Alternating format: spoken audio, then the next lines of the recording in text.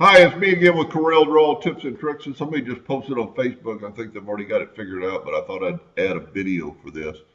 He wanted to know how you could tell the different colors that you have in a document. And we're going to turn this yellow, and now you can see it popped up right here as yellow on my document. We'll draw a circle, and we'll turn the circle, the outside red, and now I've got red. We're going to create and turn the inside of the circle green, and now I've got yellow, red, and green.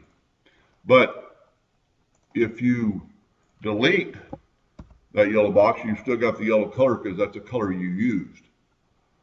So we're going to make a couple of different colors real quick and fill it in with brown,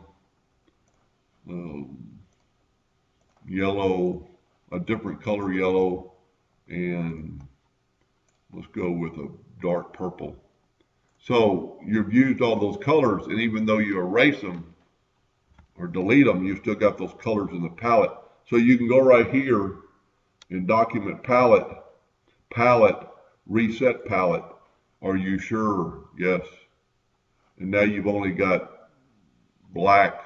There's evidently something there that is black, and there it is. It's a hidden, it was way far away. So I've deleted it. Go back to this arrow, palette, reset palette, yes. And now I have no colors. So that's a good way you can tell what colors you're using in a document or on a page. They're going to be right there. Now, if that does not show up, you can go to Windows, Color Palettes, and check Document Palettes and see it's gone now.